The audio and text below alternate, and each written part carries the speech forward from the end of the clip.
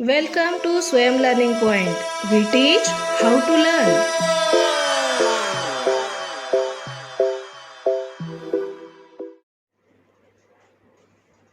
नमस्कार विद्यार्थी मित्रांनो. आज आपण व्याकरण विभागातील समास घटक त्यातला पुढचा समास शिकणार आहोत. यापूर्वी तुम्हाला समासाची ओळख झालेली आहे. आपण जवळपास 2 व्हिडिओ लेक्चर अरेंज केले होते, ज्याच्यामध्ये तुम्हाला समास म्हणजे काय हे समजावून सांगितलं होतं, सामासिक शब्द काय आहेत हे समजावलेलं होतं, विग्रह काय आहे हे समजावलेलं होतं आणि त्यानंतर आपण या समासाचा पहिला प्रकार समजावून घेतला होता, जो होता अव्ययीभाव समास. परत एकदा मागची आठवण करून देते. तर आपण समासाची डेफिनेशन जी होती ती बघितली होती, व्याख्या बघितली होती. शब्द एकत्र करण्याची जी पद्धत आहे किंवा जोड शब्द तयार करण्याची जी पद्धत आहे, शब्दांची काटकसर करून त्या पद्धतीला आपण काय म्हटलं होतं, समास असं म्हटलं होतं. त्यानंतर ह्या पद्धतीने जो शब्द तयार होतो त्याला आपण म्हटलं होतं की सामासिक शब्द, आणि या सामासिक शब्दाची फोड करून आपण त्याचा विग्रह केलेला होता, ज्यावरून आपण समासाचे प्रकार शिकत आहोत. समासाचे मुख्य प्रकार 4 हे तुम्हाला माहिती आहे. आता ते परत सांगायची गरज नाही, तरी पण आठवण म्हणून एकदा रिव्हिजन म्हणून आपण ते लक्षात आणूया. समासाचा पहिला मुख्य प्रकार आपण बघितला होता अव्ययीभाव समास. आज आपण आता दुसरा तत्पुरुष समास बघणार आहोत, त्यानंतर द्वंद्व समास आणि बहुव्रीही समास. तर तत्पुरुष समासापूर्वी परत एकदा अव्ययीभाव समासाची रिव्हिजन करून घेऊया. डेफिनेशन आपण एकदा परत समजावून घेऊया. तर अव्ययीभाव समास म्हणजे काय? ज्या समासातील पहिले पद प्रमुख असते आणि ते अव्यय असते, त्याचा वापर क्रियाविशेषणासारखा केला जातो, त्या समासास आपण अव्ययीभाव समास म्हटलं होतं. त्याचे आपण वेगवेगळे उदाहरण बघितले होते. त्या उदाहरणांची यादी आपण बघितली होती. त्यात काही उदाहरणं जी होती ती मराठी भाषेतील द्विरुक्ती असणारी उदाहरणं होती, म्हणजे पुनरावृत्ती होणारे शब्द होते. त्यानंतर काही जे शब्द होते ते संस्कृत उपसर्ग लागून तयार झालेले शब्द होते, तर काही शब्द होते ते अरबी आणि फारशी उपसर्ग लागून तयार झालेले असे शब्द होते. आज आपण दुसऱ्या समासाचा प्रकार बघणार आहोत, ज्याचं नाव आहे तत्पुरुष समास. असा हाही समास सोपा आहे. याचे एकंदरीत 5 उपप्रकार आहेत, पण आपल्याला इयत्ता 9वी आणि 10वी मध्ये फक्त यातील 2च उपप्रकार बघायचे आहेत आणि दुसऱ्या उपप्रकारातला आपल्याला परत एक उपप्रकार बघायचा म्हणजे पोट प्रकार बघायचा आहे. तर आपण तत्पुरुष समासाची व्याख्या समजून घेऊया. सगळ्यात पहिल्यांदा याची उदाहरणं जसे जसे समासाचे प्रकार पुढे सरकतील त्याप्रमाणे तुम्हाला तत्पुरुष समास म्हणजे काय आपोआपच लक्षात येऊन जाईल. तत्पुरुष समास म्हणजे काय आहे? तर ज्या समासातील दुसरे पद प्रधान आहे. आपण तुम्हाला आठवत असेल की सगळ्यात पहिल्या व्हिडिओ लेक्चरला आपण समास म्हणजे काय हे शिकलो, तेव्हा तुम्हाला एक छोटीशी ट्रिक दिली होती, एक छोटासा टेबल दिला होता, ज्याच्यामध्ये कुठलं पद मुख्य आहे ह्या कन्सेप्टवरनं आपण कुठला समास आहे हे ओळखणार होतो. तर इथे ज्या समासातील दुसरे पद प्रधान आहे म्हणजे मुख्य आहे, दुसरं पद इथे महत्वाचं आहे. तसं अव्ययीभाव समासामध्ये कुठलं पद महत्वाचं होतं बरं? तर पहिलं पद महत्वाचं होतं. ज्या समासातील दुसरे पद प्रधान आहे तसेच त्याचा विग्रह करताना अर्थाच्या दृष्टीने गाळलेला शब्द. इथं विग्रह करताना काय म्हटलंय? अर्थाच्या दृष्टीने गाळलेला शब्द किंवा विभक्ती प्रत्यय घ्यावा लागतो. किंवा काय घ्यावा लागतो तुम्हाला तिथे? विभक्ती प्रत्यय घ्यावा लागतो, तेव्हा त्यास तत्पुरुष समास असे म्हणतात. बघा इथे खूप महत्वाचं आहे. काही जणांना विभक्ती प्रत्यय म्हणजे काय हे लक्षात आहे किंवा नाही याचा अंदाज मला नाहीये, पण विभक्ती प्रत्यय म्हणजे तो टेबल जिथे आपण बहुतेक संस्कृतचे विद्यार्थी त्यांना हा विभक्ती प्रत्ययाचा टेबल तोंडी पाठ असावा आणि काही विद्यार्थ्यांना माहित नसेल तर त्यांनी तो माहित करून घ्यायचा आहे. विभक्ती प्रत्ययाचं टेबल सला ते सलाना ते जर तुम्हाला म्हटलं की लगेच लक्षात येऊन जाईल. असे प्रथमापासून संबोधन पर्यंतचे सगळे जे प्रत्यय आहेत ते तुम्हाला तोंडी पाठ असायला हवेत, जेणेकरून की तुम्हाला समास ओळखायला येतील, उपप्रकार लक्षात येतील. तर इथे दुसरं पद महत्वाचं आहे. तत्पुरुष समासामध्ये दुसरं पद महत्वाचं आहे आणि विग्रह करताना म्हणजे आपण जी फोड करतोय, शब्दाची जी फोड करणार आहोत, त्याच्यामध्ये मात्र अर्थाच्या दृष्टीने गाळलेला शब्द किंवा विभक्ती प्रत्यय घ्यावा लागतो. तिथे एकतर काय करावा लागतो की अर्थाच्या दृष्टीने काहीतरी गाळलेलं असतं, जसं की क्रीडांगण हा शब्द आपण बघूया. तर त्याचा विग्रह करताना काय घ्यावं लागतं? क्रीडेसाठी अंगण. मग आपण साठी हा शब्द काय करतो? गाळतो, जो की विभक्ती प्रत्ययामधला नाहीये. तर असा अर्थाच्या दृष्टीने गाळलेला शब्द किंवा विभक्तीचा प्रत्यय घ्यावा लागतो, तेव्हा त्यास तत्पुरुष समास असं म्हणतात. आणि ह्या तत्पुरुष समासाचे एकंदरीत 5 उपप्रकार आहेत. त्याच्यापैकी आपल्याला सध्या तरी फक्त 2च उपप्रकार बघायचे आहेत आणि त्याच्यापैकी विभक्ती तत्पुरुष समास हा पहिला समास आहे आणि दुसरा समास कर्मधारय समास आहे. त्याचा फक्त एकच उपप्रकार बघायचा आहे किंवा त्याचा एकच पोट प्रकार बघायचा आहे जो की द्विगु समास आहे. त्यामुळे तत्पुरुष समासाची व्याख्या तुम्हाला तशी समजली असेल, पण पुढे जसे जसे उदाहरण तुम्ही बघणार आहात त्याप्रमाणे तुम्हाला हा समास चांगल्या पद्धतीने समजायला लागेल. परत एकदा व्याख्या समजून घेऊया. ज्या समासातील दुसरे पद प्रधान आहे, बेसिक कन्सेप्ट आपण टेबलमध्ये शिकलो होतो, तसेच त्याचा विग्रह करताना अर्थाच्या दृष्टीने गाळलेला शब्द किंवा विभक्ती प्रत्यय घ्यावा लागतो, त्यास आपण तत्पुरुष समास असे म्हणतो.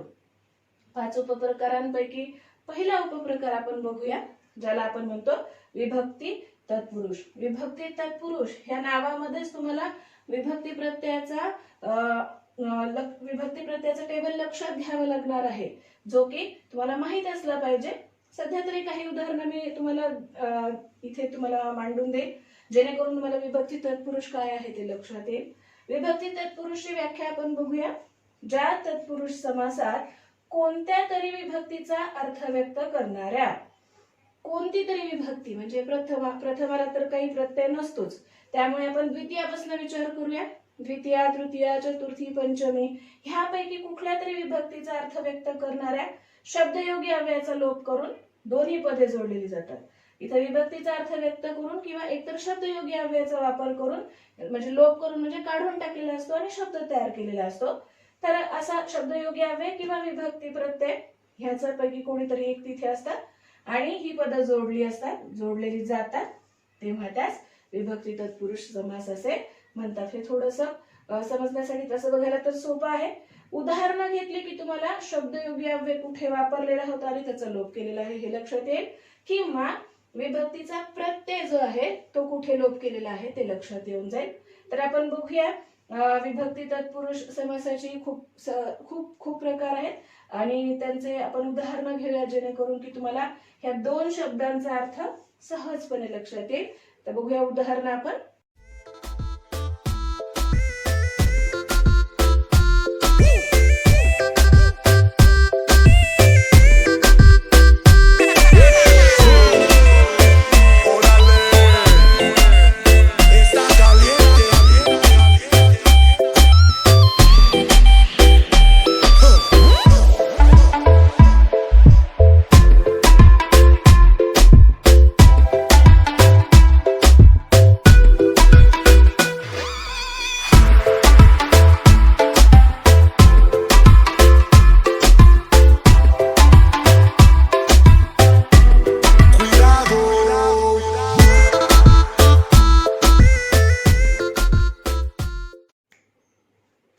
बघूया विद्यार्थी मित्रांनो विभक्ती तत्पुरुष समासाचे काही पोट प्रकार.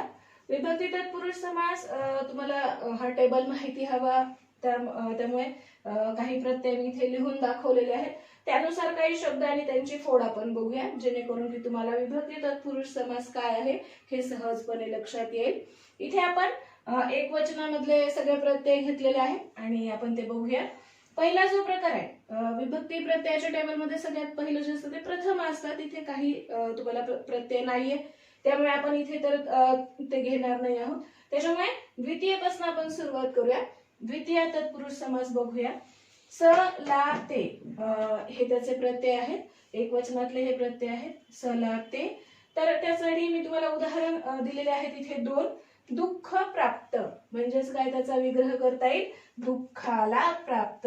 मग जर परीक्षेत तुम्हाला शब्द आला दुःख प्राप्त तर तुम्ही त्याचा विग्रह करणार आहात दुःखाला प्राप्त आणि समास कुठला लिहिणार आहात, द्वितीय विभक्ती तत्पुरुष समास.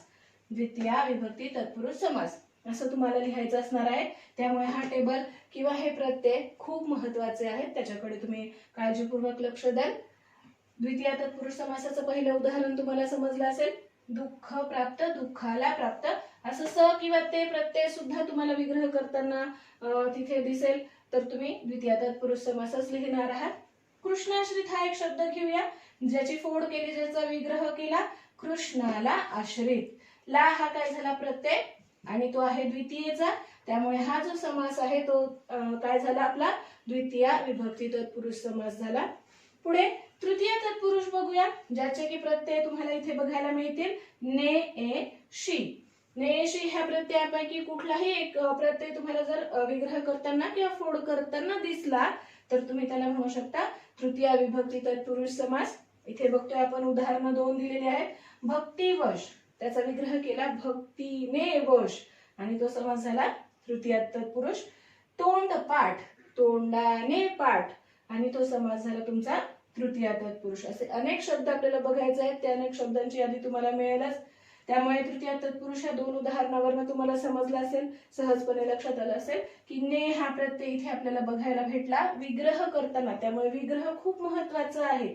जरी विग्रह नाही विचारला तरी आपल्याला तो मनातल्या मनात करता आला पाहिजे आणि त्याच्यावरनं शब्दाचा समास तुम्हाला ओळखता आला पाहिजे. तिसरा जो प्रकार आहे विभक्ती तत्पुरुष समासाचा तो आहे चतुर्थी तत्पुरुष. द्वितीय आणि चतुर्थी ह्याचे एक वचनातले प्रत्यय सारखेच आहेत.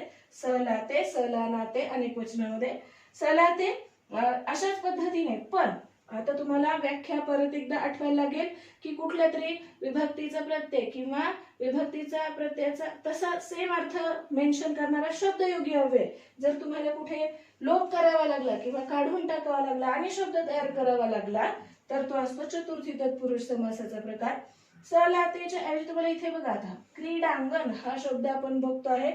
याचा विग्रह क्रीडेस अंगण, क्रीडाला अंगण किंवा क्रीडा ते अंगण असं होणार नाही, तर त्याच्याऐवजी तो काय होणार आहे क्रीडेसाठी अंगण. क्रीडेसाठी अंगण म्हणजे तुम्ही खेळायला जाता, खेळण्यासाठीचं अंगण म्हणजे क्रीडांगण. तर इथे तुम्ही बघा क्रीडेसाठी अंगण. साठी हा शब्द जरी तुमच्या चतुर्थी तत्पुरुष समासातल्या प्रत्ययांमधला नसला तरी सुद्धा तो ह्याचा अर्थ सांगणारा आहे. असा शब्दयोगी अव्यय आहे तो. चतुर्थी प्रत्ययाचा अर्थ सांगणारा असा अर्थ आहे, शब्द आहे तो. त्यामुळे साठी हा शब्द आला तर तुम्ही चतुर्थी तत्पुरुष सांगू शकता सहजपणे. क्रीडांगण, क्रीडेसाठी अंगण, चतुर्थी तत्पुरुष. तसंच आपण टेबलमध्ये एक शब्द घेतलेला होता गाय रान आणि ज्याचा विग्रह आपण केला होता गायीसाठी रान. तो एक शब्द तुम्हाला इथे भेटून जाईल चतुर्थी तत्पुरुष. पुढचा जो शब्द आहे तो कृष्णार्पण. कृष्णाला अर्पण असा तो शब्द त्याचा विग्रह आहे आणि त्याच्यावरून तुम्ही लक्षात ठेवू शकता की हा कुठला समास आहे चतुर्थी विभक्ती तत्पुरुष समास आहे. पुढचा समास तुम्हाला इथे बघायला मिळतो आहे पंचमी. पंचमीसाठी प्रत्यय आहेत ऊन आणि हून. तर ऊन आणि हून हे शब्द प्रत्यक्ष दिसणार नाहीत पण तुम्हाला तिथे बघायला मिळेल. ऋणमुक्त हा शब्द तुम्हाला तिथे दिसतोय. त्याचा विग्रह आपण केला ऋणातून मुक्त म्हणजे ऊन आला. ज्या आपण ज्या ऋणातूनचा उच्चार करतो तिथे तुम्हाला ऊन हा शब्द भेटला. तर हा पंचमी तत्पुरुष समास आहे. किंवा सेना निवृत्त, सेनेतून निवृत्त असा तो शब्द पंचमी तत्पुरुष समासाचं उदाहरण आहे. पुढे षष्ठी तत्पुरुष बघूया, ज्याचे प्रत्यय आहेत चा, ची, चे. यांच्यापैकी कुठलाही एक शब्द तुम्हाला विग्रहामध्ये दिसला तर तुम्ही सहजपणे सांगू शकाल की हा षष्ठी तत्पुरुष आहे. जसं की राजपुत्र, राजाचा पुत्र, देवपूजा, देवाची पूजा. आणखी एक शब्द तुम्हाला आठवत असेल बघा टेबलमध्ये घेतलेला राजवाडा, राजाचा वाडा. अशा पद्धतीने षष्ठी तत्पुरुष आपल्याला इथे बघायला भेटेल. शेवटचा जो समास आहे तो आहे सप्तमी तत्पुरुष, ज्याचे की प्रत्यय आहेत त, इ, आ. आणि हे पण सोपं आहे ओळखणं. आता तुम्हाला समजलं असेल की प्रत्यय कुठले कुठले आपण वापरले आणि त्याचा विग्रहामध्ये ते जर आपल्याला विग्रह करताना भेटले तर त्यावरनं आपण तत्पुरुष समासाचे हे उपप्रकार ओळखू शकतो. इथे त, इ, आ. घर जावई म्हणजे त्याची फोड आपण केली घरातील जावई. आता इथे पण तुम्हाला त, इ, आ भेटणार नाहीये पण त्याऐवजी तुम्हाला काय भेटतं तील. तील हा शब्द काय सांगतोय विभक्ती प्रत्ययाच्या ऐवजी वापरलेला शब्दयोगी अव्यय आहे आणि तो तुम्हाला सप्तमी तत्पुरुष समास आहे हे दाखवून देतो. वन भोजन, वनातील भोजन. आणि अशा पद्धतीने तोही तुमचा सप्तमी तत्पुरुष समासाचाच शब्द आहे. त्यामुळे हे झाले तुमचे विभक्ती तत्पुरुष समासाचे विविध उदाहरणं, विविध प्रकार, पोट प्रकार आणि त्याची वेगवेगळी उदाहरणं तुम्हाला बघायला मिळाली. काही ऑप्शनल केसेस ज्या बघितल्या त्या साठी हा शब्द आलेला किंवा तील हा शब्द आलेला आणि तरी सुद्धा आपल्याला त्याची विभक्ती ओळखता आली पाहिजे आणि तो समास ओळखता आला पाहिजे. आता ह्याच्या पलीकडे जाऊन सुद्धा काही ठिकाणी तुम्हाला थोडस ट्विस्ट भेटू शकतो ह्या समास प्रकारामध्ये. इथे तुम्हाला उदाहरणं देऊन ठेवली आहेत. काही समासाचे प्रकार जे आहेत ते विग्रहाला अनुसरून बदलत असतात. म्हणजे आपण कसा विग्रह करू त्याच्यावरती आपल्याला त्या समासाचा प्रकार सांगायचा असणार आहे. म्हणजे जसं की गावदेवी, याचा दोन प्रकारे आपण विग्रह करू शकतो. मला जर वाटलं की मी गावाची देवी असं लिहावं तर मात्र माझा समास जो होतो तो काय होतो, षष्ठी तत्पुरुष होतो. आणि एखाद्याला वाटलं की गावाची देवी मला नाही लिहायचंय, गावातील देवी लिहायचं आहे, तर तोही बरोबर आहे, कारण की तो सप्तमी तत्पुरुष समासाचा प्रकार आहे. हे काही थोडेसे ऑप्शनल केसेस आहेत असं आपण म्हणूया, किंवा ऑप्शनल उदाहरणं आहेत ज्याच्यावरनं ह्या विग्रहावरनं तुम्ही त्याचा समास ठरवणार आहात. त्याच्यामुळे विग्रह करताना योग्य पद्धतीने करणं अपेक्षित आहे. पुढचं जे उदाहरण आहे ते पण बघा. चोर भय हा एक शब्द आहे आणि त्याचा विग्रह आपण दोन पद्धतीने करू शकतो. जसं की चोराचे भय. कुणाला वाटलं की असं म्हणावं चोराचे भय, तर त्याचा समास होतो षष्ठी तत्पुरुष. आणि कोणाला वाटलं की चोरापासून भय, तर त्याचा समास होतो पंचमी तत्पुरुष. अशा प्रकारे तुम्हाला ह्या ऑप्शनल केसेस आहेत ज्याला मी इथे ऑलरेडी स्टार करून ठेवलेलं आहे आणि हे महत्वाचं आहे. पण जर याच्यापैकी कोणताही एक प्रकार तुम्ही लिहिला योग्य विग्रह करून तर त्याचे गुण तुम्हाला मिळतील. बाकी हे समासाचे प्रकार जे विभक्ती तत्पुरुष समासाचे पोट प्रकार आहेत ते तुम्हाला चांगले समजलेच असतील. आणि तुम्हाला हे मात्र लक्षात ठेवायचे की विभक्तीचे प्रत्यय कुठले आहेत, कारण की ते तुम्हाला विग्रह करताना मदत करणार आहेत तुमचा समास ओळखण्यासाठी. आता आपण या पुढचा समास बघणार आहोत, कर्मधारय समास. तो आता बघूया. आता आपण बघूया कर्मधारय समास, जो की तत्पुरुष समासाचा दुसरा उपप्रकार आहे. आणि हा कसा ओळखायचा आहे तो बघूया. तर पहिले व्याख्या तुम्हाला समजावून सांगते. ज्या तत्पुरुष समासातील दोन्ही पदे एकाच विभक्तीत असतात, म्हणजेच प्रथमा विभक्तीत असतात. दोन्ही पदे जी आहेत ती कुठल्या विभक्तीमध्ये आहेत, प्रथमा विभक्तीमध्ये आहेत. जो की महत्वाचं तुम्हाला दिलेलं इंटिमेशन आहे इथे किंवा सूचना आहे तुमच्यासाठी ही, की तत्पुरुष समासातील दोन्ही पद एकाच विभक्तीत असतात, म्हणजेच प्रथमा विभक्तीत असतात. अशा समासाला आपण काय म्हणतो, कर्मधारय समास म्हणतो. उदाहरणावरनं तर कर्मधारय समास ओळखणं खूप जास्ती सोपं आहे. परत एकदा आपण व्याख्या समजून घेऊया. ज्या तत्पुरुष समासातील दोन्ही पदे एकाच विभक्तीत असतात, म्हणजेच प्रथमा विभक्तीत असतात, त्यास कर्मधारय समास असं म्हणतात. इथे उदाहरण तुमच्यासाठी दिलंय महादेव, महान असा देव. बघा तुम्हाला लगेच लक्षात येऊन जाईल की ही दोन्ही पद जी आहेत ती प्रथमा विभक्तीत आहेत. अधिक माहिती तुम्हाला याच्याबद्दल अशी सांगता येईल की हे जे पद आहेत, हे पहिलं पद जे आहे ह्याच्यामधलं पहिलं पद हे विशेषण आहे आणि दुसरं पद जे आहे ते काय आहे, नाम आहे. जर विग्रह केला आणि तुम्हाला हे लक्षात आलं की कुठलं तरी पद विशेषण आहे आणि कुठलं तरी पद नाम आहे, तर त्याच्यावरनं सुद्धा तुम्ही हे ओळखू शकता की हा कर्मधारय समास आहे. कुठलं तरी पद म्हणजे पहिलंच पद हे विशेषण असायला हवं आणि दुसरं जे पद आहे ते मात्र नाम असायला हवं. तर इथे बघू शकतो तुम्ही, महान असा देव. देव कसा आहे, देव हे नाम आहे हे सगळ्यांना माहिती आहे. आणि देवाबद्दल काय सांगितले, अधिक माहिती सांगितली, विशेष माहिती सांगितलेली आहे. तर देव कसा आहे, महान आहे. महान असा देव, महादेव. गीत हा जो शब्द आहे तो कसा आहे, प्रथम विभक्तीतला आहे आणि एकाच विभक्तीतला असा शब्द आहे, त्यामुळे ह्याला आपण कर्मधारय समासाचा शब्द असं म्हणू शकतो. तर ही टीप आहे, तुम्ही ती लक्षात ठेवू शकता की कर्मधारय समासाच्या शब्दांमधील पहिलं पद जे आहे ते विशेषण असणार आहे आणि दुसरं पद जे आहे ते नाम असणार आहे. याच्यावरनं सुद्धा म्हणजे पण तुम्हाला विग्रह करता आला पाहिजे योग्य पद्धतीने. जर तो विग्रह चांगला जमला तुम्हाला तर सहजपणे लक्षात येईल की कर्मधारय समास कसा ओळखतात ते. कर्मधारेय नाही तर कर्मधारय समास आहे हा, ते मात्र लक्षात ठेवा. ह्या शब्दाला लिहायला चुकायचं नाही. मात्रा नाहीये इथे, बोलताना तसं वाटू शकतं पण शब्द लिहिताना कर्मधारय समासच तुम्हाला लिहायचा आहे. पहिलं पद विशेषण, दुसरं पद नाम आहे.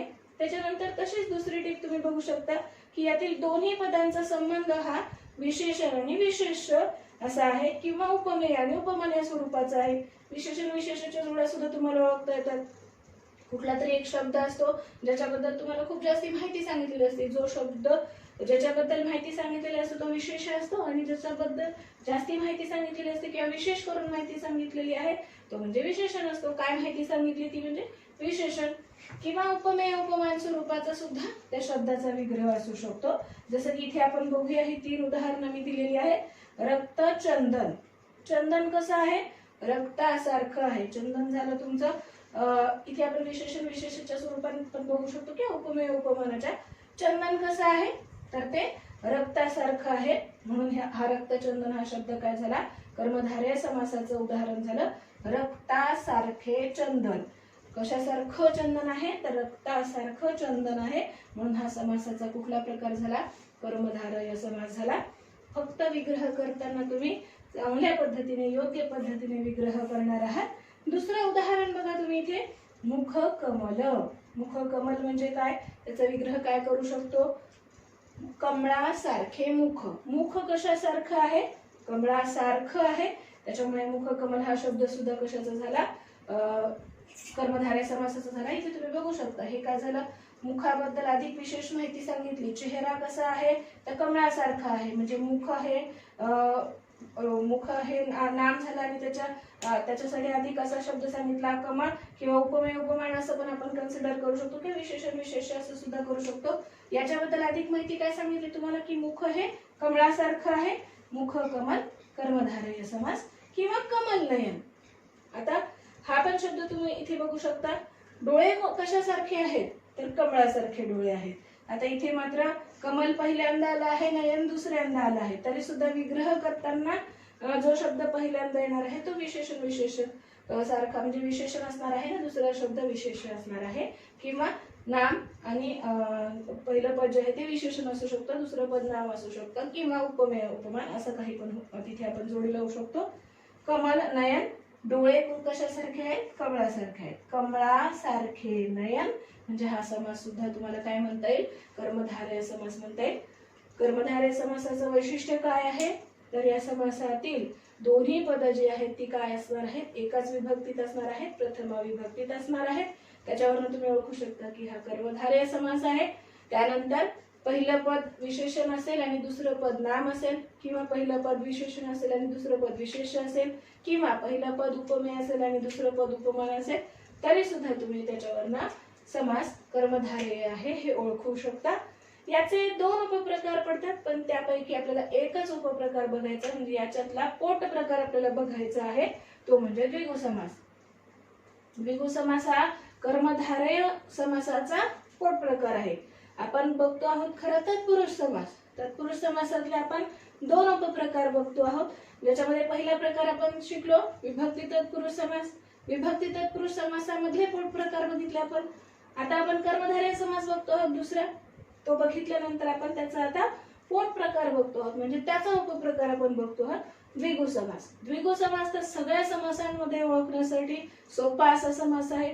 लिहिण्यासाठी सुद्धा हे सोपं आहे आणि लक्षात ठेवण्यासाठी सुद्धा सोपं आहे. बेसिक छोटीशी ट्रिक मी तुम्हाला शेवटी देईलच, आणि ज्यामुळे तुम्हाला द्विगु समास ओळखणं खूप जास्ती सोपं होईल. बघा, हा एक कर्मधारय समासाचा उपप्रकार आहे.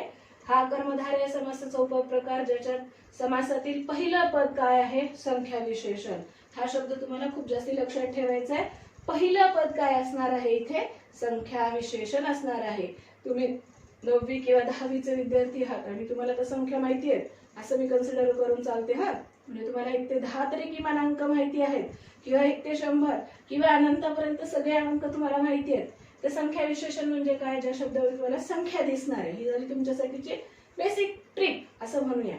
तर समासातलं पहिलं पद जे आहे ते काय आहे? संख्या विशेषण आहे, आणि त्या सामासिक शब्दावरून एका समुच्चयाचा अर्थ दर्शविला जातो. समुच्चय म्हणजे काय? तर समूह, ग्रुपचा तिथे तुम्हाला अर्थ दर्शवला जातो. त्याला काय म्हटलं जातं? द्विगु समास असं म्हटलं जातं. खूप सोपं आहे बरं का. सगळ्या समासांमध्ये द्विगु समास ओळखायला खूप जास्ती सोपं आहे, कारण की आपल्याला अंक माहिती आहेत, आणि अंकावरनं आपण किंवा समूहावरनं, समुच्चयावरनं किंवा ग्रुपवरनं काय ओळखू शकतो? द्विगु समास ओळखू शकतो. परत एकदा व्याख्या समजून घ्या. ज्या कर्मधारय समासातील पहिले पद काय असणार आहे? संख्या विशेषण असणार आहे, व त्या सामासिक शब्दावरून एका समुच्चयाचा अर्थ दर्शवला जातो किंवा समूहाचा अर्थ दर्शवला जातो, तेव्हा त्यास द्विगु समास असे म्हणतात. खूप उदाहरणं आहेत आपल्या रोजच्या वापरातली आणि आपण अनेक ठिकाणी संख्येचा वापर करत असतो. जसं की उदाहरणार्थ सप्ताह. सप्ताह माहितीच आहे सगळ्यांना. सप्ताह 7 दिवसांचा समूह. तुम्ही तिथे 7 आहांचा समूह म्हटलात तरी चालेल, पण आह जर लक्षात राहणार नाही तर इथे मात्र 7 दिवसांचा समूह तुम्ही लक्षात ठेवू शकता. बघा, पहिलं पद काय आहे? संख्या विशेषण आहे आणि समूह दाखवलाय. किती दिवसांचा समूह आहे तो? 7 दिवसांचा समूह आहे. एकत्रपणे 7 दिवसांना आपण काय म्हणत असतो? सप्ताह असं म्हणत असतो. त्रिदल, 3 दलांचा समूह. किती दलांचा समूह आहे? तर 3. संख्या काय झाली तिथे? 3 झाली. ह्या 3 दलांचा समूह म्हणून त्या शब्दाला आपण त्रिदल असं म्हटलं. तर इथे तुम्हाला संख्या 3 कळते, वरती संख्या 7 समजली तुम्हाला आणि समूह पण समजतो आहे. दिवसांचा समूह आहे, दलांचा समूह आहे. त्यानंतर पंचारती, 5 आरत्यांचा समूह म्हणजे पंचारती. सगळ्यांच्या घरी आरती करतच असतात आणि त्याप्रमाणे 5 आरत्यांचा समूह म्हणजेच काय आहे? पंचारती आहे. 5 अंक पण तुम्हाला समजतो ना. नवरात्र, 9 रात्रींचा समूह. आणि अशा पद्धतीने तुम्हाला संख्या लक्षात आली की ह्या संख्येवरनं तुम्ही तो समास कुठला आहे लक्षात ठेवू शकता. द्विगु समास आहे हे लक्षात ठेवू शकता. पण फक्त तुम्ही लक्षात ठेवणार आहात की हे शब्द लिहायचे कसे आहेत, कारण की लिहिताना बऱ्याच मुलांच्या मला चुका दिसलेल्या आहेत. काही मुलांनी जी उदाहरणं दिली आहेत त्याच्यामध्ये काटकसर केलेली आहे. इथे शब्दांची काटकसर सांगितलेली होती, उदाहरणांची काटकसर सांगितलेली नव्हती. त्यामुळे जितकी उदाहरणं जास्तीत जास्त तुम्ही लिहिणार तितका चांगल्या पद्धतीने तुम्हाला समास लक्षात राहणार आहे. तर अशा पद्धतीने हा कर्मधारय समास आणि हा द्विगु समास. द्विगु समासाची अजून काही बरीच उदाहरणं आहेत, ती तुम्हाला लिस्ट मिळेल. कर्मधारय समासाची पण बरीच उदाहरणं आहेत, ती पण लिस्ट तुम्हाला मिळेलच. आणि अशा पद्धतीने आज आपण आपला दुसरा समास संपवलेला आहे, ज्याचं नाव होतं तत्पुरुष समास. त्यातला पहिला प्रकार आपण विभक्ती तत्पुरुष बघितला, दुसरा प्रकार आपण कर्मधारय समास बघितला आणि कर्मधारय समासातला पोट प्रकार आपण बघितला द्विगु समास. तसंच विभक्ती तत्पुरुष मधलाही अनेक पोट प्रकार बघितले, जे तुम्हाला आज लक्षात आले असतील. अपेक्षा आहे की हा व्हिडिओ तुम्हाला आवडला असेल आणि तुम्ही लाईक कराल. थँक्यू.